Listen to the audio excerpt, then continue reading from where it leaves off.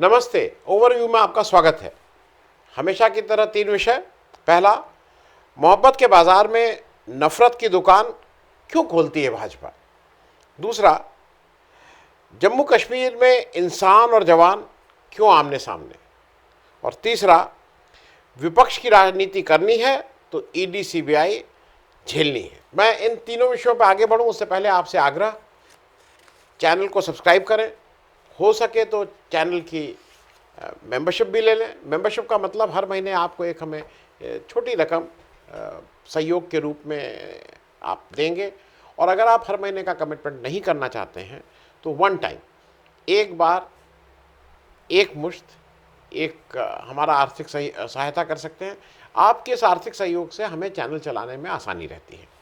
तो सबसे पहली बात, मोहब्बत के बाजार में नफरत की दुकान क्यों खोलती है भाजपा। ये मैं इस रेफरेंस से कह रहा हूं जो तमिलनाडु में अभी हाल के दिनों में हो रहा है। तमिलनाडु में बिहार के जो प्रवासी लेबर, माइग्रेंट लेबर्स हैं, उनके साथ हिंसा के वीडियो एकदम से आने लगे। और वो आप जानते हैं कौन लोग इसको चलाते हैं, कहाँ से ये बनते हैं और कैसे होते हैं। वो बहुत से एकदम से इस तरह के हिंसा के वीडियो आए। हालांकि बिहार पुलिस इसका इन्वेस्टिगेशन कर रही है। बिहार में भी, तमिलनाडु में भी बिहार पुलिस ने कुछ अपनी एक टीम तमिलनाडु भी भेजी है। अच्छा यह है कि बिहार के जो मुख्यमंत्री हैं और जो तमिलनाडु के मुख्यमंत्री हैं, आपस में अच्छा उनका तालमेल है। तो कोई ये दिक्कत नहीं है कि दो राज्यों का है, लेकिन ये पक्का है कि कोई वेस्टेड इंटरेस्ट इस काम को करना चाह रहे हैं। कुछ लोग गिरफ्तार किए गए हैं जो ये हेट वीडियो चलाते थे। उसमें समझ में ये आ रहा है जो इस तरह के वीडियोज़ है, एक उसमें से एक सुसाइड केस हुआ था पुराना, उस वीडियो को इस तरह से प्रमोट किया जा रहा है कि तमिलनाडु में बिहार के लेबर को मार के लटका दिया गया। हालांकि वो कोई सुसाइड केस था, पुराना वीडियो है। दूसरा एक वीडियो है कि बिहार, उसमें ये कहा जा रहा है कि बिहार के जो ये माइग्रेंट लेबर्स हैं उनको पीटा गया। मूल रूप से ये बिहार झारखंड के किसी समय कोई हिंसा थी, उसका वीडियो है जिसको वहाँ पे तमिल बिहारी हिंसा के तरह से दिखा के फेक वीडियो को आगे बढ़ाया जा रहा है। इसमें एक प्रशांत उमाराव हैं, दैनिक भास्कर के संपादक, तनवीर पोस्ट के मोहम्मद तनवीर और शुभम शुक्ला जी के खिलाफ एफआईआर हुई है और इन पर फेक न्यूज़ फैलाने का आरोप है। हालांकि तमिलनाडु के जो डीजीपी हैं शैलेंद्र बाबू, उन्होंने बताया कि सब फेक है। बिहार की तरफ से तेजस्वी यादव जो मुख्यमंत्री बिहार हैं, उन्होंने कहा है कि ये सिर्फ बदमाशी की बात है, लेकिन फिर भी हम इन्वेस्टिगेशन कर रहे हैं। हमने अपनी एक टीम तमिलनाडु भी भेजी और हम बिहार में भी इसकी जांच कर रहे हैं। अब इसी बीच में जो तमिलनाडु में बीजेपी के प्रेसिडेंट हैं, मतलब उस राज्य के प्रेसिडेंट हैं के अन्ना मलाई साहब, उनके ऊपर और तमिलनाडु की बीजेपी की जो आईटी विंग है उनके ऊपर एफआईआर हो गई है, क्योंकि ये उसमें कहा गया है कि वो अफवाहें फैला रहे हैं। और अन्नामलाई जी ने डीएमके के ये कहा है कि डीएमके के एमपी, एमएलए और ये उन्होंने एक वक्तव्य जारी करके कहा है कि ये सब लोग उत्तर भारतीयों के विरुद्ध हेट स्पीच दे रहे हैं। ये अन्नामलाई जी का आरोप है डीएमके के एमपी, एमएलए के लिए। अब मैं इस पर एक दो चीज़ें आपके साथ ऐड कर लूँ।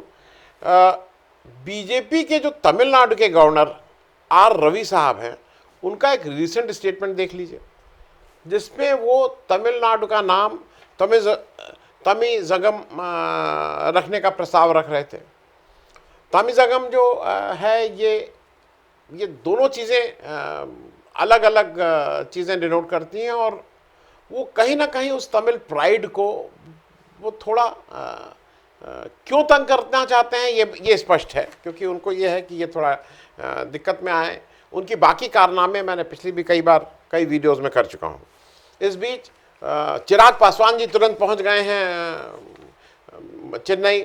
वहाँ वो गवर्नर से मिलकर उन्होंने एक ज्ञापन दे दिया है और उन्होंने कहा है कि कैसे कैसे हो रहा है वो सब, उसको जांच पड़ताल वो करना चाहते हैं। इस बीच मैं आपको ये एक दो चीज़ें बता दूं। देखिए, ये सब आप कुछ भी कह लिए, इस सब का चुनाव वोट से ही लेना देना है।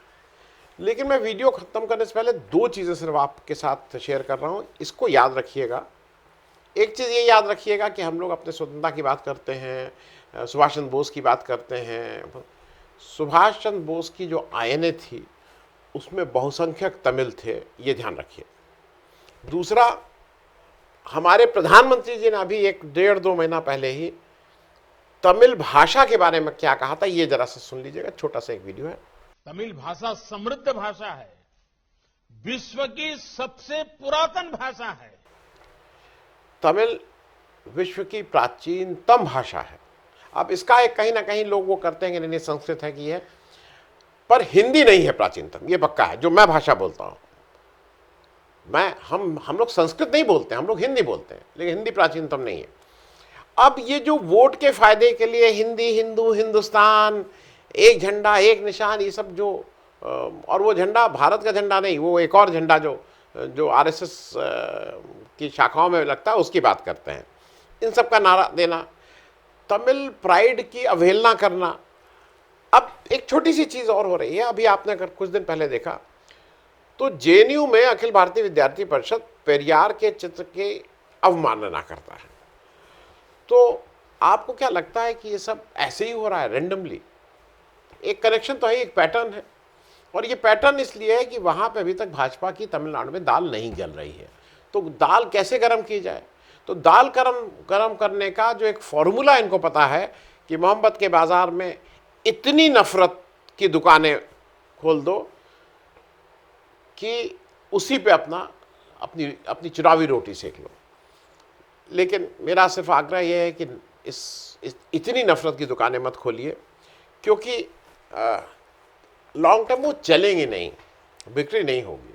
इस देश में जो हमारी अपनी परंपरा है, उसने लोगों को एक दूसरे के साथ मिलजुल के प्रेम से रहने का संदेश दिया, और हम वैसे ही रहते हुए भी आए हैं। आप जितनी कोशिश कर लिए, ये मामला जमेगा नहीं। अब दूसरी बात, जम्मू कश्मीर में इंसान और जवान क्यों आमने सामने? ये जब बात मैं कह रहा हूँ तो मैं एक भारी मन से कह रहा हूँ थोड़ा। अभी आपने आज ही की पेपर्स में है कि जम्मू कश्मीर में एक फौज के कैप्टन भूपिंदर सिंह को आजीवन कारावास के लिए रिकमेंड किया है आर्मी कोर्ट ने। पूरी घटना समझ लीजिए कि क्या हुआ था। 18 जुलाई 2020 में इम्तियाज़ अहमद, अबरार अहमद और मोहम्मद अबरार, ये 3 लोगों को इनकाउंटर इनका किया जाता है और इनको आतंकवादी बताया जाता है। और ये जो घटना होती है, ये अमशीपोरा केस के नाम से इसको जाना जाता है, और वहाँ पे घटना हुई थी। ये कार्रवाई 22nd राष्ट्रीय राइफल्स के सैनिकों द्वारा कैप्टन भूपिंदर सिंह की अगुवाई में की जाती है। मैं थोड़ा सा एक छोटा चीज़ आपको बता दूं। राष्ट्रीय राइफल्स काउंटर इंसर्जेंसी के लिए रेस की गई थी 1990 में, अगर मुझे जितना याद है। ये आतंकवाद से निपटने के लिए मुख्य रूप से जम्मू एंड कश्मीर में बनाई गई एक सैनिक टुकड़ी है। इसकी संख्या करीब 75-80 हज़ार है, और ये जो इसका जो जहाँ से ये अपना ड्रॉ करती है और जहाँ से ये कार्रवाई करती है, अगर आपको याद हो, arm forces special powers act 1990 के तहत ये कार्रवाई करते हैं। ये तो राष्ट्रीय राइफल्स के ये अफसर थे।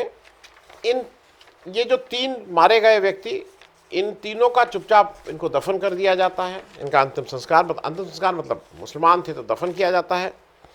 9 अगस्त 2020 को इनके परिवार पुलिस के पास आके एफआईआर करते हैं कि भाई ये लोग मिसिंग हैं, ये लोग घर से कमाने गए हुए थे बाहर, इनकी कोई खोज खबर नहीं है।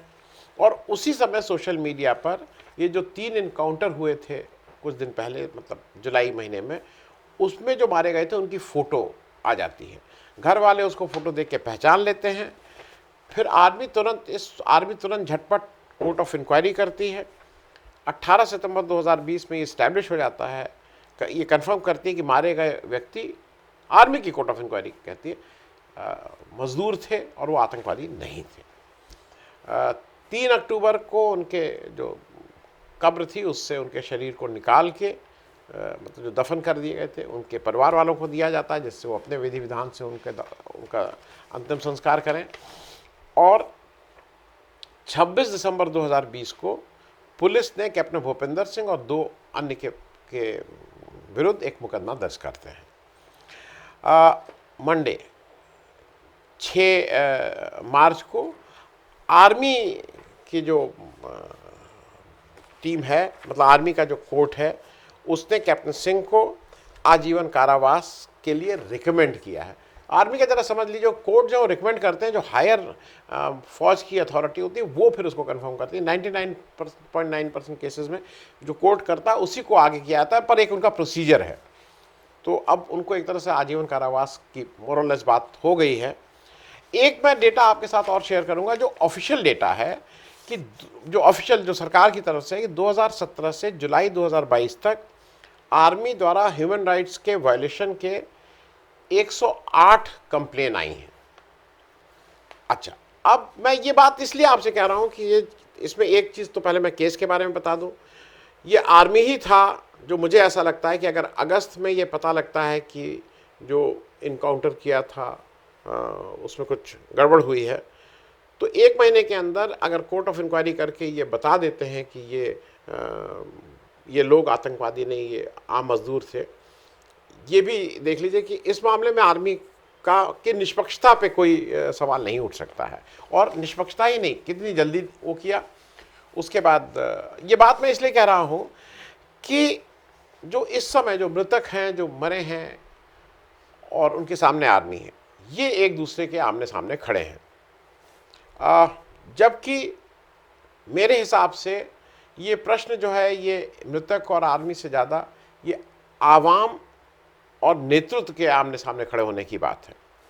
क्योंकि जो नेतृत्व है, जो नेता है, वो चतुराई से निर्णय वो लेता है। आर्मी तो उसके निर्णय जो वो लेता है उस हिसाब से चलती है। निर्णय लेता है पॉलिटिकल लीडरशिप, आर्मी को आगे कर देती है, लड़ाई दिखाती है कि आवाम वर्सेस आर्मी की है, और बहुत चतुराई से आर्मी को आगे करके अपना उल्लू सीधा करती है। और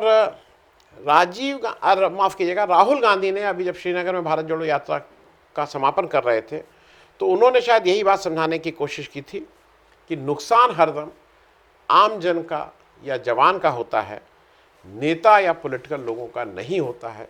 वो अपनी पॉलिटिकल सियासत के चक्कर में रहते हैं और उसी में रहते हैं। ये भी समझने की बात होगी, क्योंकि ये जो बार बार लोगों का गुस्सा होता है, उधर आर्मी को लगता है कि हमारे हाथ बंधे हैं, लेकिन ये मूल रूप से फेल्योर, असफलता पॉलिटिकल लीडरशिप की है, जो ये कहती थी कि ये ऐसा उन्होंने निर्णय कर दिया है, हिंदुस्तान में ऐसा निर्णय नहीं हुआ। वो निर्णय के बाद भी अगर वहाँ पे वापस लोकतांत्रिक प्रक्रिया नहीं वापस बहाल हो रही हैं, तो ये सोचने वाली बात है। अब अंतिम बात, विपक्ष की राजनीति करनी है तो ईडी सीबीआई झेलनी है। ये मोर और लेस सब धीरे धीरे धीरे धीरे धीरे धीरे तय होता जा रहा है। क्योंकि जैसा अभी आया है कि 2014 के बाद ईडी सीबीआई, ये खूब रेट्स बढ़ गई हैं, खूब छापे मारे जा रहे हैं, और उसमें 95% जो डेटा हैं वो कहते हैं कि विपक्ष के लोगों के ऊपर है। हालांकि कल एक मनीष सिसोदिया जी के अरेस्ट को लेके एक केसीआर जी के इनिशिएटिव पे एक बड़ी चिट्ठी लिखी गई प्राइम मिनिस्टर को। 9 नेताओं ने साइन किया, 8 पार्टीज के अलग अलग नेता। आम आदमी पार्टी की तरफ से अरविंद केजरीवाल जी एज मुख्यमंत्री और भगवंत सिंह मान एज मुख्यमंत्री। लेकिन उसमें जो दलीलें दी गई वो बड़ी लचर किस्म की थी। उसमें दलील ये दी गई कि भाई आपने शुभेंद्र अधिकारी को छोड़ दिया, आपने हेमंत बिश्व शर्मा को छोड़ दिया, और एक आध बीजेपी के नेताओं के और नाम लिए गए, और आप मनीष सिसोदिया के साथ क्यों कर? ये कोई दलील नहीं है। 4 लोग अगर छूट गए, 4 मान लीजिए किसी ने बेईमानी की, कोई अपराधी है, अगर वो छूटा हुआ है तो मैंने अपराध किया मुझे भी छोड़ना पड़ेगा, ये कोई बात मुझे बहुत हजम नहीं हुई। क्योंकि मेरा कहना यह है कि उस लेटर में कहना ये चाहिए था कि ये लोग कैसे बाहर घूम रहे हैं, इनको भी बंद करिए, इनकी भी जांच करिए, शुभेंद्र अधिकारी की जांच करिए, हेमंत बिश्व शर्मा की जांच करिए, तब तो उसमें कुछ वजन आता है। लेकिन वो आपने उनकी जांच नहीं की, उनके ऊपर केस है, आप अभी तक ऐसे ही बैठे, इसलिए इनके ऊपर भी ये कोई बात नहीं हुई। तो अब मनीष सिसोदिया हो चाहे अरविंद केजरीवाल साहब हों, उनको लगता था कि विपक्ष की राजनीति केवल अनशन और एक तरह का प्रेशर ग्रुप बना के हो सकती है। विपक्ष की राजनीति या कहीं पे भी इस देश में कभी आसान नहीं रही है। धरना प्रदर्शन के किए बिना लोग आपके साथ नहीं खड़े होंगे। एक दो इलेक्शन की बात ठीक है, आप एक दो इलेक्शन में 77 में सारी पार्टीज एक साथ आ गई थी और इलेक्शन जीत गई थी। 89 में देखिए पार्टीज सब एक साथ आई भी नहीं थी, मतलब जनता को बेवकूफ़ बना के, मैं कहूँगा बेवकूफ़ मैं टर्म यूज़ कर रहा हूँ, नेशनल फ्रंट बनाया। नेशनल फ्रंट ने एक बीजेपी से अलग सीट एडजस्टमेंट किया, लेफ्ट से अलग किया, और लेफ्ट और बीजेपी ने दिखाया कि हम लोग का आपस में कोई तालमेल नहीं है।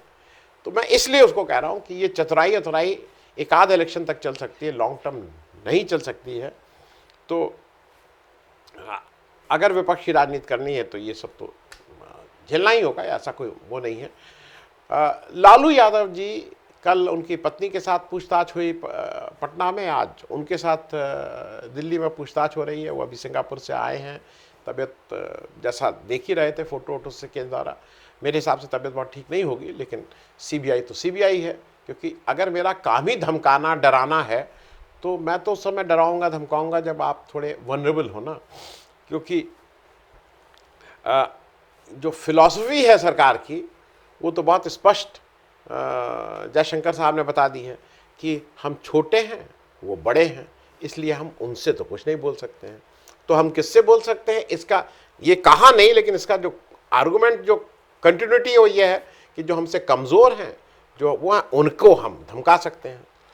तो ये अगर आपकी फ़िलॉसफी है कि जो हमसे बड़े या हमसे ज़्यादा ताकतवर हैं उनके सामने कुछ नहीं बोलना है, तो ये जो पार्टी का बेसिक कैरेक्टरिस्टिक्स है, जो चरित्र है, वो इससे बहुत स्पष्ट हो जाता है। वही राजनीति में भी हो रहा है, वही लालू जी के साथ हो रहा है, वही मनीष सिसोदिया के साथ हो रहा है, वही बाकी नेताओं के साथ भी हुआ था।